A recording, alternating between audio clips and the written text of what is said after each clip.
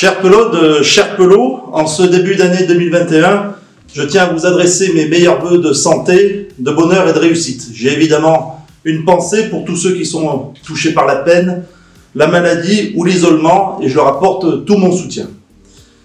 Ce format de vœux par vidéo est inédit, étant donné le contexte sanitaire actuel, mais il me semble impératif de partager cet instant avec vous pour vous présenter le bilan de l'année 2020 et engager avec vous la prospective de l'année 2021.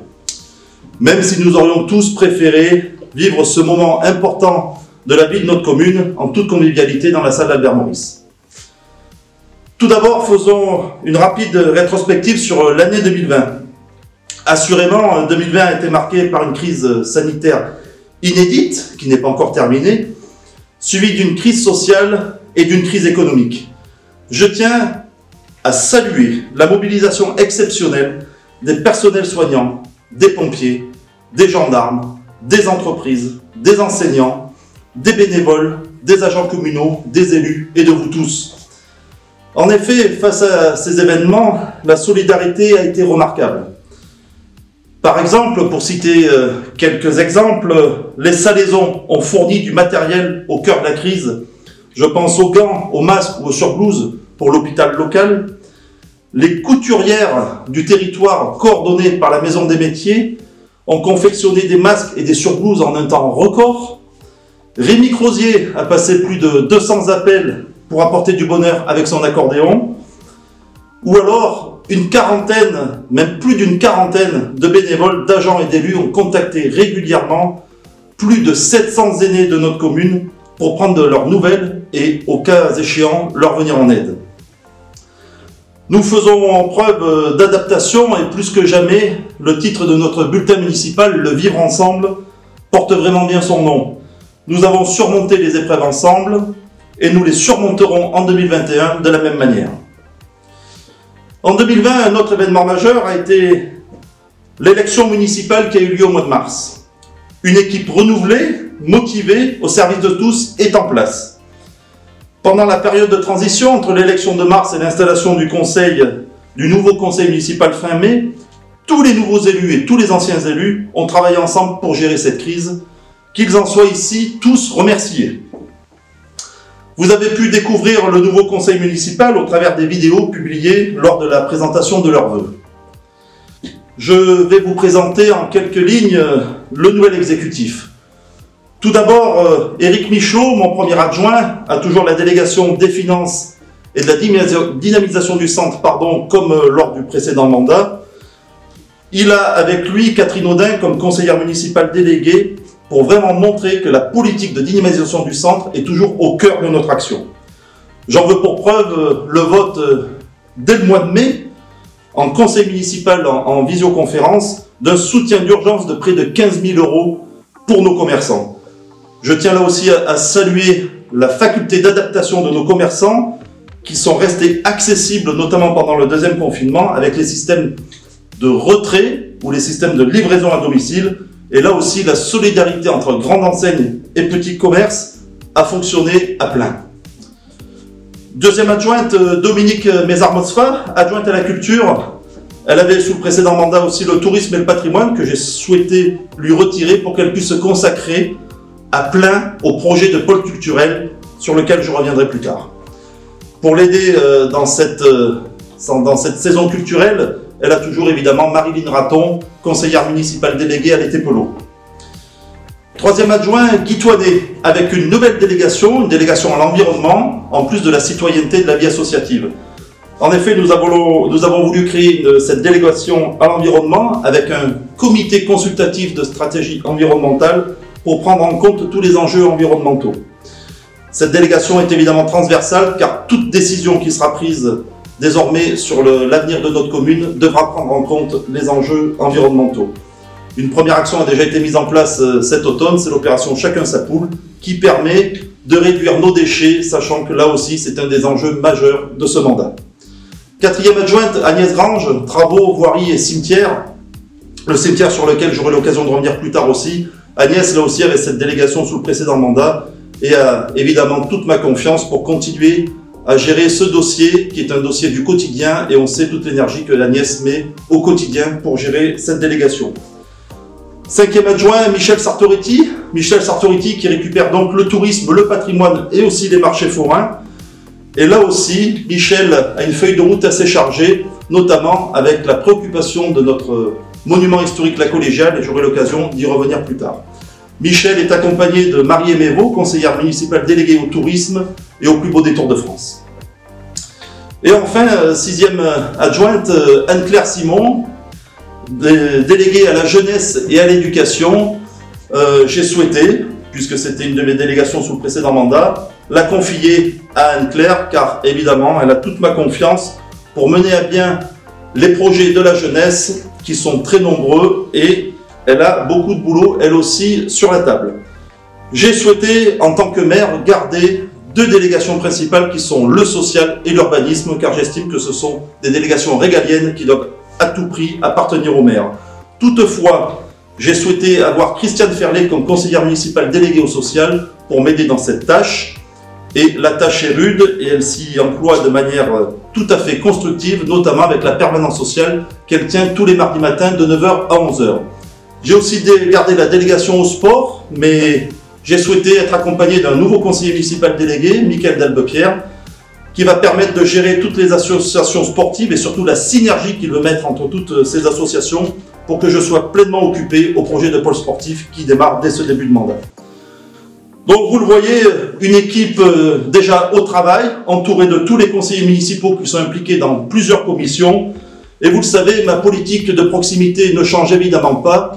Nous sommes là pour vous, je suis là pour vous. Vous pouvez nous solliciter autant que besoin, si vous le souhaitez. Aujourd'hui, maintenant, focalisons-nous sur 2021 et sur nos nombreux projets. Évidemment, de nombreux projets sont en cours, mais ils ont forcément pris du retard à cause de la crise. Quelques exemples. Tout d'abord, au niveau voirie. Le contournement poids lourd de notre commune va être engagé sur cette année 2021. J'ai déjà interdit la traversée de l'avenue de la Libération et des terreaux. Elle est aujourd'hui effective. Nous allons aller plus loin en mettant en place une déviation dès la route de Saint-Martin pour dévier tous les poids lourds vers Nézel, que ce soit dans le sens Saint-Martin-Saint-Saint ou dans le sens Chazelles-Saint-Saint-Saint-Martin. Je ne veux plus aucun poids lourd qui n'a rien à faire dans le centre-ville, dans nos petites rues. Évidemment, les dessertes locales seront autorisées pour ceux qui sont en centre-ville. La rue Porteneuve, surtout sur sa partie haute, sera réaménagée car aujourd'hui elle est dans un état de dégradation assez avancé. Et enfin, le chemin de l'Aïa, lui aussi très dégradé, sera totalement réaménagé et il aura un enjeu majeur de continuité entre la voie verte qui nous vient du site de Hurong pour rejoindre le centre-ville via le chemin de la Tabarde. Il y aura donc un aménagement de sécurité, de partage de la route, de mode doux pour que nous puissions tous nous retrouver sur ce chemin de liaison essentielle de notre commune en toute sécurité. Deuxième sujet, au niveau citoyenneté et jeunesse, le conseil municipal enfant nouveau va être installé dès le premier trimestre. Ce conseil municipal enfant sera évidemment relancé et amélioré. Il regroupera les élèves de CM1 et de CM2 des 2 écoles publiques et privées. Je sais déjà que les élèves sont très motivés, les futurs conseillers ont plein de projets et ils ont là aussi toute ma confiance au regard du nombre de courriers que je reçois concernant les idées qu'ils ont sur la commune. Je pense notamment à un skatepark ou à des voies cyclables à créer ou à améliorer. Nous avons là aussi beaucoup de boulot à faire avec eux. Au niveau de la sécurité, je tiens à vous faire part de la mise en place de la vidéoprotection. Elle est écrite dans notre programme de campagne. Elle s'inscrit dans une démarche logique de confiance avec les gendarmes, puisque ce système n'aura uniquement pour vocation que l'aide à la résolution d'enquête et à l'analyse des flux. Cette aide, elle passera par quelques caméras sur certains secteurs stratégiques. Elle se fait d'ailleurs en concertation avec la mairie de Saint-Martin-en-Haut, qui elle aussi a des projets.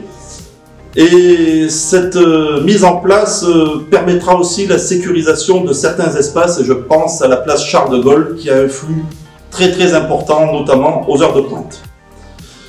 Concernant le cimetière dont je vous parlais tout à l'heure, un plan d'aménagement global sera lancé à l'échelle du mandat. Je pense évidemment aux allées qui doivent être réaménagées, mais dès 2021, le jardin du souvenir sera lui aussi réaménagé pour qu'il soit beaucoup plus agréable qu'il ne l'est aujourd'hui. Au niveau du patrimoine, je vous le disais aussi tout à l'heure en présentant la délégation de Michel, nous allons engager un programme de rénovation pluriannuel de la collégiale. En effet, ce monument phare de notre commune mérite qu'on se penche un petit peu plus sur lui, car il est là aussi en état de dégradation sur certains aspects. Nous allons donc lancer une étude et un diagnostic en partenariat avec la DRAC, la Direction Régionale des Affaires Culturelles, pour protéger les trésors de notre collégiale, pour protéger le bâtiment et aussi pour protéger ses abords. Ce programme, évidemment, se déroulera sur minimum 10 années, étant donné l'ampleur du dossier. Au niveau des grands projets structurants de la commune, qui ont forcément, eux aussi, été retardés par la crise, je tiens à vous parler en premier lieu du pôle sportif. Vous le savez, ça fait plusieurs vœux que je vous parle du pôle sportif. L'année 2021 sera l'année de la concrétisation. L'ampleur de ce projet a dépassé le seul stade et couvre désormais l'ensemble du site et l'espace Albert Maurice. Déjà, plusieurs points ont été actés. Il s'agira d'un stade synthétique pour que le plus grand nombre puisse jouer dessus, ce qui n'est pas le cas aujourd'hui, et puis pour qu'on puisse mieux gérer aussi les aléas climatiques, pour qu'on puisse y jouer en hiver, ce qui n'est pas le cas aujourd'hui. Il y a un gros enjeu de rénovation énergétique, je pense à l'espace Albert Maurice qui est une passoire thermique. Il va falloir la rénover pour qu'elle puisse rentrer dans le 3e millénaire. Nous allons créer une meilleure fonctionnalité des espaces, certaines mutualisations d'espaces et une rénovation générale pour que les associations qui utilisent tous les jours ce bâtiment puissent enfin s'en servir convenablement. La buvette sera elle aussi reconstruite, elle servira à toutes les associations pelotes comme d'habitude, et des toilettes publiques elles aussi seront reconstruites. Ce projet est financé en grande partie par nos partenaires, des partenaires majeurs qui sont l'État, la région et le département, et je tiens à saluer ici leur engagement à nos côtés. Nous avons aujourd'hui plus de 700 000 € de subventions sur un projet qui est aujourd'hui estimé à quasiment 3 millions d'euros. Un projet de cette ampleur nécessite une assistance à maîtrise d'œuvre que nous avons recrutée, qui est en train de travailler et qui nous permettra de recruter une maîtrise d'œuvre au 2e semestre pour engager les travaux enfin fin d'année 2021, début d'année 2022. Quoi qu'il en soit, dès le mois de janvier, les vestiaires actuels seront démolis. Vous savez que pour moi ce ne sont plus des vestiaires, ils sont d'un autre siècle. Ils ne seront donc plus qu'un souvenir pour accueillir un projet enfin à la hauteur. Deuxième grand projet structurant, le pôle culturel. Le pôle culturel qui est un vieux projet lui aussi, qui va enfin voir le jour sous ce mandat, sera fait aux tanneries. Au départ, l'usine Pinet avait été retenue. Étant donné les espaces dont nous avons besoin, l'usine Pinet ne peut plus accueillir ce projet, mais le site est actuellement hors d'eau et hors d'air et pourra servir pour d'autres projets. Nous allons donc réaliser ce projet aux tanneries. Nous avons recruté une chef de projet il y a 3 ans pour avancer sur ce dossier. Nous venons de candidater à la mission Berne dans le cadre des rénovations des friches industrielles et nous allons lancer une souscription via la Fondation du patrimoine. Donc vous voyez, tous les ingrédients sont en place pour que ce dossier avance. L'année 2021 sera l'occasion de finir le projet scientifique et culturel et de finir les collectes de mémoire pour enfin, après, pouvoir recruter les maîtrises d'œuvre nécessaires pour avancer sur le dossier. Enfin, je tiens aussi à vous parler du lancement de l'opération Cœur de Bourg. L'opération Cœur de Bourg, c'est un projet de mandat. C'est un projet de revitalisation du centre-ville avec plusieurs aspects. Tout d'abord, la rénovation des façades, la rénovation des espaces publics et la rénovation énergétique. C'est-à-dire, la rénovation énergétique, c'est le changement des menuiseries, des façades et éventuellement des toitures. Ce projet s'adresse à tous les propriétaires privés, il s'adresse aussi aux commerçants. Nous avons recruté un bureau d'études qui est en train de faire un diagnostic qui se terminera en juin pour que nous puissions mettre en place un guichet unique pour pouvoir vous aiguiller sur tous les dispositifs nationaux qui existent et puis pour qu'on puisse jouer à plein notre rôle de facilitateur. Depuis que nous sommes aux affaires, notre rôle de facilitateur est un rôle que nous voulons jouer à 100%, que ce soit pour les porteurs de projets ou pour des opérations de cette ampleur.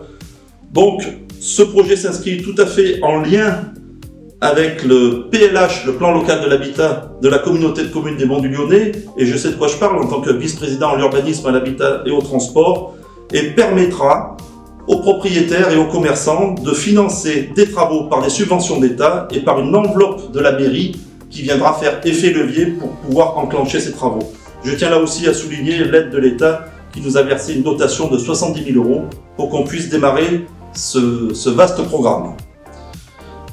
Je vous le disais, Saint-Saëns va donc entrer dans une nouvelle ère cette année. Saint-Saëns va avoir un centre historique réhabilité, un pôle sportif rénové, la création d'un pôle culturel qui permettra d'avoir l'histoire de Saint-Saëns et des Monts du Lyonnais dans un grand programme intergénérationnel. Cela renforce évidemment notre rôle de centralité au sein de la communauté de communes et du territoire et renforce notre activité et notre dynamisme.